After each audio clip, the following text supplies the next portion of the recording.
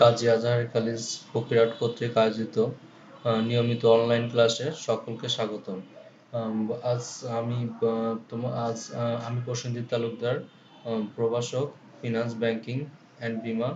আম, আজ আমি অনলাইন ক্লাসের আমার চতুর্থ ক্লাস। আমি আজকের ক্লাসে তোমাদের গত ক্লাসে যে বিষয়গুলো নিয়ে আলোচনা করছিলাম এবং পরবর্তী ক্লাসের আজকের ক্লাস সম্পর্কে এবং পরবর্তী অধ্যায় সম্পর্কে তোমাদের আমি ধারণা দিব এবং আজ তোমাদের সাথে আমি আছি। তো আমরা স্লাইডে চলে যাই।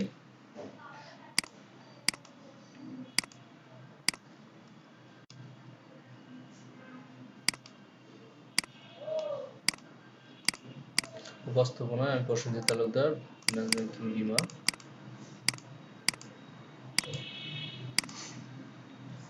হ্যাঁ, আজ আমার আজকে আলোচনার বিষয় হচ্ছে আর্থিক বাজারের আইনগত দিকসমূহ, দ্বিতীয় অধ্যায়, প্রথম খণ্ড। আমার 4 নম্বর অনলাইন ক্লাস এটি। তো কথা না বাড়িয়ে আমি নেক্সট স্লাইডে চলে যাচ্ছি। আর্থিক বাজারের আইনগত দিকসমূহ, দ্বিতীয় অধ্যায়। এইটা সম্পর্কে মূলত আজ আমরা আলোচনা করব। তো দেখি আমরা আজকে কি কি দেখবো। আমার গত লেকচারে আমরা একটু ফিরে দেখা, আমরা গত লেকচারে কি কি বিষয়গুলো দেখছিলাম। গত লেকচারে আমরা কি দেখছিলাম অর্থায়ন সম্পর্কে বর্ণনা করতে পারবো। যে আমরা গত লেকচার যখন আমরা কমপ্লিট করছি তখন কিন্তু আমরা অর্থায়ন সম্পর্কে ধারণা লাভ করছি। দ্যাটস মিনস অর্থায়ন কি, অর্থায়ন কিভাবে কাজ করে, অর্থায়নের কার্যাবলী যে যা আছে সেগুলো সম্পর্কে আমরা গত ক্লাসে, এটা আমাদের প্রথম অধ্যায়ের টপিক ছিল। দেন আমরা যেটা চলে আসছে সেটা হচ্ছে অর্থায়নের কার্যাবলী সম্পর্কে ধারণা লাভ করতে পারবো। আমরা অর্থায়নের কার্যাবলী কি ছিল, কিভাবে অর্থায়নের কার্যাবলী হয়ে থাকে সেটা সম্পর্কে আমরা ধারণা লাভ করতে পারবো। ব্যবসা অর্থায়নের গুরুত্ব ব্যাখ্যা করতে পারবো। হ্যাঁ, আমরা গত ক্লাসে দেখছিলাম ব্যবসা অর্থায়নের গুরুত্ব কি এবং কিভাবে আসলে মূলত ব্যবসা অর্থায়নটা কাজ করে থাকে সেগুলো সম্পর্কে দেখছিলাম। সরকারি অর্থায়ন কি, বেসরকারি অর্থায়ন কি, তোমাদের অবশ্যই নিশ্চয় মনে আছে যে সরকারি অর্থায়নটা কি, সেটা কিভাবে কাজ করে। বেসরকারি অর্থায়ন কি, আমাদের সরকারি অর্থায়নে কি দেখছিলাম, সরকারি অর্থায়নে দেখছিলাম সরকার কর্তৃক যে অর্থায়নটা করা হয়। বেসরকারি অর্থায়নে বেসরকারি প্রতিষ্ঠান কর্তৃক বা ব্যক্তিগতভাবে যে অর্থায়নগুলো সম্পন্ন করা হয়ে থাকে। অর্থায়নের লক্ষ্য সম্পর্কে, অর্থায়নের লক্ষ্যটা কি ছিল, আমাদের মূল যে বিষয়টা সেটা হচ্ছে আমাদের অর্থায়নের লক্ষ্য, আমাদের অর্থায়নটা আমরা কেন করছি, আমাদের অর্থায়নের মূল কারণ, কাজটা কি, এই বিষয় সম্পর্কে আমরা এখানে ধারণা লাভ করছিলাম। এরপরে ফার্মের লক্ষ্য, গুরুত্ব এবং সর্বোপরি আমরা যেটা দেখছিলাম সেটা হচ্ছে হিসাব বিজ্ঞান এবং ফাইন্যান্সের মধ্যে পার্থক্য। আসলে হিসাব বিজ্ঞান কি এবং ফাইন্যান্স কি। হিসাব বিজ্ঞান আমি আরেকটু তোমাদের মনে করে দিই, হিসাব বিজ্ঞান শুধু হিসাব মানে মূলত হিসাব নিয়ে কাজ করে থাকে, আয় ব্যয়ের হিসাব বা অন্যান্য হিসাব নিয়ে করে থাকে। কিন্তু ফাইন্যান্স কিন্তু মূলত একটু বিশদ আকারে কাজ করে থাকে। যে কোনো ব্যবসার ক্ষেত্রে বা যে কোনো কাজের ক্ষেত্রে ফাইন্যান্সের গুরুত্বটা এই জন্য মূলত কিন্তু আমাদের দেখতে পাই, আমরা বেশি গুরুত্বপূর্ণ আকারে ফাইন্যান্সের গুরুত্বটা আমরা দেখতে পাই। তো ঠিক আছে স্টুডেন্টস, আমরা আমাদের লেকচারে চলে আসি। আজকের ক্লাসে মূলত আমরা কোন কোন বিষয়গুলো দেখব সে সম্পর্কে তোমাদের একটু ধারণা প্রদান করি। তো আজকের পাঠে আমরা কি কি দেখতে পারবো। তো আজকের পাঠে আমরা দেখতে পারবো অর্থায়নে আর্থিক বাজারের আইনগত দিকসমূহ। যেহেতু আজকে আমাদের অধ্যায়টাই হচ্ছে অর্থায়ন নিয়ে, আর্থিক বাজার নিয়ে, তো প্রথমে আমরা দেখব আর্থিক বাজারের আইনগত যে দিকসমূহ আছে সেগুলো সম্পর্কে ধারণা লাভ করতে পারবো। দেন যেটা আছে আর্থিক বাজার কি তা ব্যাখ্যা করতে পারবো। আর্থিক বাজার কি, কিভাবে কাজ করে থাকে সেটা আমরা ব্যাখ্যা করতে পারবো। আর্থিক বাজারের উপাদানসমূহ সম্পর্কে ব্যাখ্যা করতে পারবো। আর্থিক বাজারে যে উপাদানগুলো আছে সে সম্পর্কে আমরা ব্যাখ্যা করতে পারবো। আর্থিক বাজারের শ্রেণী বিভাগ করতে পারবো, সম্পর্কে ধারণা লাভ করতে পারবো।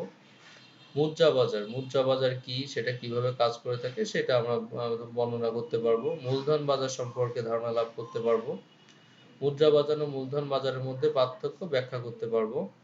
প্রাথমিক বাজার ও মাধ্যমিক বাজারের মধ্যে পার্থক্য ব্যাখ্যা করতে পারবো। তো আজ মূলত আমরা এই টপিকসগুলো এবং আরেকটা টপিক আছে আর্থিক বাজারের নিয়ন্ত্রক সংস্থা সমূহ সম্পর্কে আমরা বর্ণনা করতে পারবো। তো আজ মূলত আমরা এই টপিকসগুলো আলোচনা করব। আমি এই দ্বিতীয় অধ্যায়টাকে আমি একাধিক লেকচারে সাজিয়েছি, কারণ একটা লেকচারে মূলত আমরা এটা কমপ্লিট করতে পারবো না। দ্যাটস ওয়াই আমাদের একাধিক লেকচারের মাধ্যমে আমাদের এটা কমপ্লিট করতে হবে। তো ঠিক আছে, আমরা নেক্সট স্লাইডে চলে আসি। নেক্সট স্লাইডে আমরা দেখি কি দেখতে পাই। প্রথমে যেহেতু আছে আমাদের আর্থিক বাজারের আইনগত, হ্যাঁ তোমরা এখানে দেখতে পাচ্ছ আর্থিক বাজারের আইনগত দিকসমূহ। আর্থিক বাজারের আইনগত দিকসমূহ কি, এই সম্পর্কে আমি এইখানে এই স্লাইডে বর্ণনা করছি। যে আর্থিক বাজারটা মূলত কি, আমরা এখানে একটু চলে আসি। আর্থিক বাজার মানে এক বছরের আর্থিক বাজার হচ্ছে দুই ধরনের হয়ে থাকে। যেমন কি হচ্ছে, যেমন স্বল্পমেয়াদী আর্থিক বাজার এবং দীর্ঘমেয়াদী আর্থিক বাজার। স্বল্পমেয়াদী আর্থিক বাজারটা কি, আমাদের এক বছরের কম সময়ের জন্য যে আর্থিক বাজার থেকে থাকে সেটা হচ্ছে স্বল্পমেয়াদী আর্থিক বাজার। আর দীর্ঘমেয়াদী হচ্ছে এক বছরের বেশি সময়ের জন্য যে বাজার থেকে থাকে সেগুলো হচ্ছে দীর্ঘমেয়াদী আর্থিক বাজার। আর্থিক বাজার হচ্ছে যথাযথ কি, মূলধন বাজার এবং মুদ্রা বাজার। এইটা সম্পর্কে আমরা পরবর্তী স্লাইডে আরো বিস্তারিত আলোচনা করব। যে আর্থিক বাজার মূলত হচ্ছে আমাদের অর্থনৈতিক কর্মকাণ্ড যখন আমরা অ্যাজ এ বিজনেসম্যান যখন অর্থনৈতিক কর্মকাণ্ডগুলো সংগঠিত করে থাকি, তখন কিন্তু মূলত আমাদের আর্থিক বাজারের সম্পর্কে ধারণা প্রয়োজন হয়ে থাকে। কারণ আর্থিক বাজার সম্পর্কে যদি আমরা সঠিক ধারণা পোষণ করতে না পারি, তাহলে কিন্তু মূলত আমরা আমাদের যে বিনিয়োগগুলো করব, কোথায় করব, কিভাবে করব, কোন এক্সপেক্টে করব, এগুলা কিন্তু সঠিকভাবে আমরা ব্যাখ্যা দিতে পারবো না। এজন্যই মূলত আমাদের আর্থিক বাজার সম্পর্কে ধারণা লাভ করতে হবে। তো এইটা আর্থিক বাজার এবং কারা নিয়ন্ত্রণ করে, কিভাবে নিয়ন্ত্রণ করে, কোন কোন সেক্টর হতে এটা নিয়ন্ত্রণ হয়, সেগুলো সম্পর্কে আমাদের আলোচনা করা হবে। এবং আমি পরবর্তী স্লাইডে তোমাদের এই বিষয়ে আমি এক এক করে আমি আলোচনায় আসবো। তো দেখি পরবর্তী স্লাইডে কি আছে। আর্থিক বাজার কি, হ্যাঁ এখানে আমরা চলে আসি। পরবর্তী স্লাইডে যেটা দেখতে পাচ্ছি সেটা তো মূলত দেখতে পাচ্ছি আমাদের আর্থিক বাজারটা কি, এই সম্পর্কে মূলত আমরা এই স্লাইডে দেখতে পারবো। তো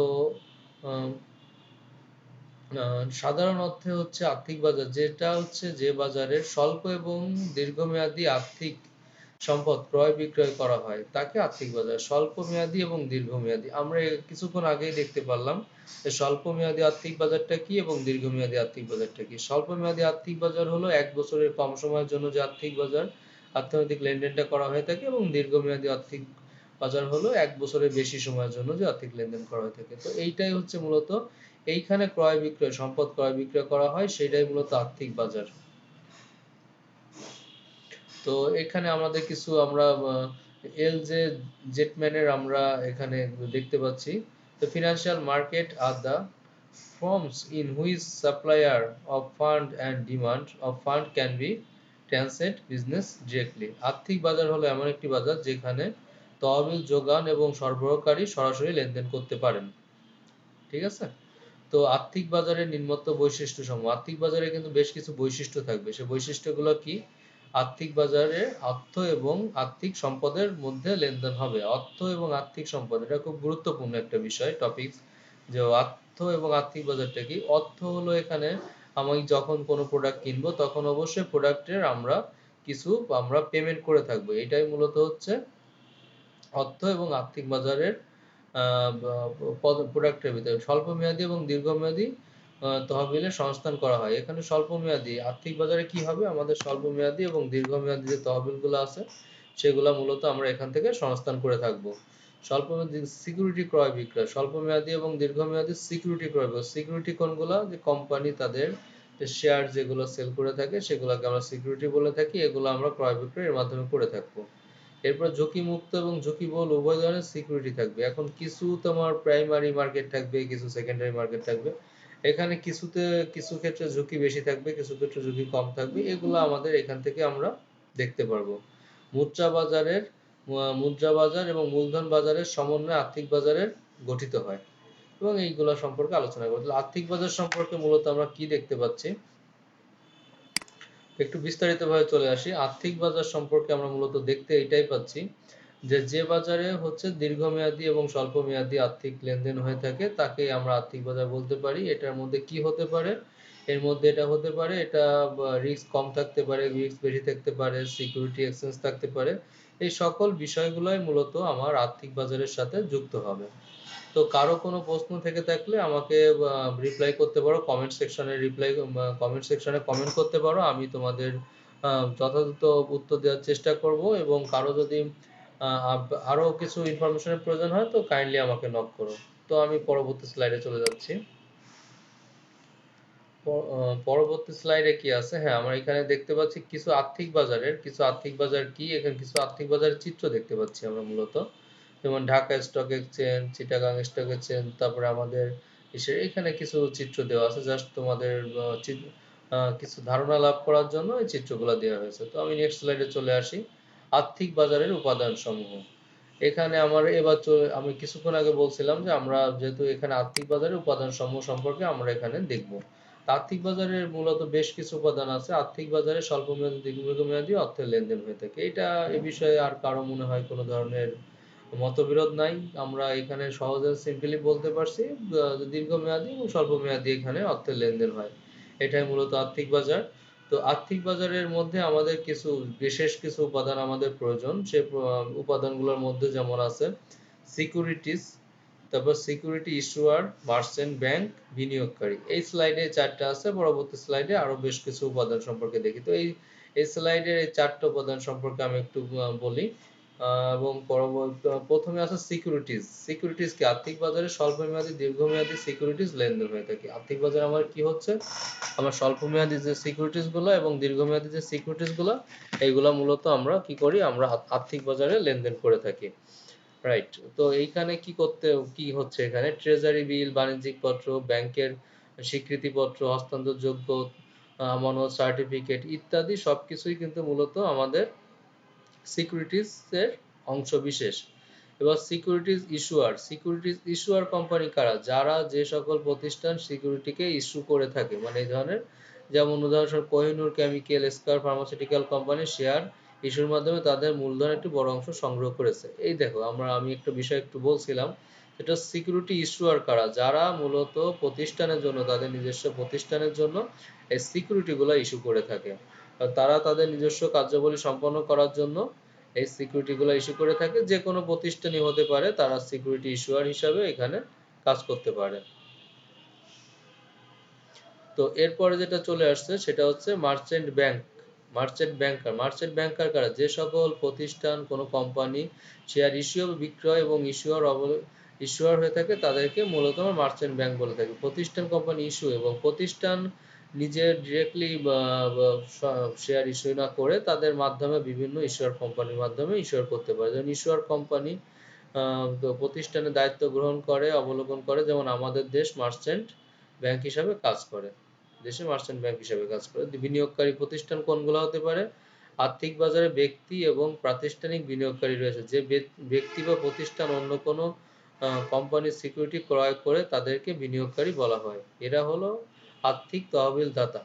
তার মানে আমরা কি বুঝতে পারলাম? আমরা এখান থেকে এটাই বুঝতে পারলাম যে আমাদের এখানে বিভিন্ন প্রতিষ্ঠান এখান থেকে আমাদের এখান থেকে বিভিন্ন ধরনের সুযোগ সুবিধা প্রদান করে থাকে।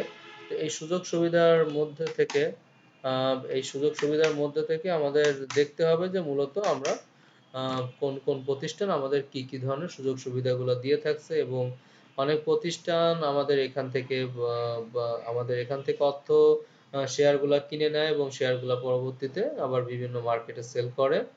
তো এরাই মূলত হচ্ছে আমাদের আর্থিক বাজারের বিনিয়োগকারী হিসাবে কাজ করে, যে আর্থিক বাজারে বিনিয়োগকারী। তো আমরা চলে আসি, হ্যাঁ স্টুডেন্টস, আমরা পরবর্তী স্লাইডে চলে যাই। পরবর্তী স্লাইডে চলে আসে কি স্টক এক্সচেঞ্জ চলে আসছে, Bangladesh security and exchange commission চলে আসছে, আর্থিক বাজারের উপাদান সমূহ। এখানে দেখতে পাচ্ছি আমরা আর্থিক বাজারের উপাদান সমূহ: stock dealer, stock breaker, Bangladesh bank, বাণিজ্যিক ব্যাংক, ডিপোজিটরি। এরাও কিন্তু আমাদের অবশ্যই আর্থিক বাজারের খুব মূল্যবান উপাদান। স্টক এক্সচেঞ্জটা কেন আসছে? স্টক এক্সচেঞ্জ হচ্ছে যেখানে আমাদের স্টক গুলাকে বা আমাদের সিকিউরিটিজ গুলাকে যেখানে আমরা এক্সচেঞ্জ করে থাকি, মানে বিনিময় করে থাকি, সেটাকে আমরা স্টক এক্সচেঞ্জ বলে থাকি। এই স্টক এক্সচেঞ্জের মাধ্যমে কিন্তু আমাদের মূলত এই কার্যগুলো সম্পন্ন করতে হয়। তো এখানে আমাদের বাংলাদেশে কয়টা স্টক এক্সচেঞ্জ আছে? আমাদের বাংলাদেশে 2টি স্টক এক্সচেঞ্জ আছে। একটা হলো ঢাকা স্টক এক্সচেঞ্জ এবং আরেকটি হলো চিটাগং স্টক এক্সচেঞ্জ।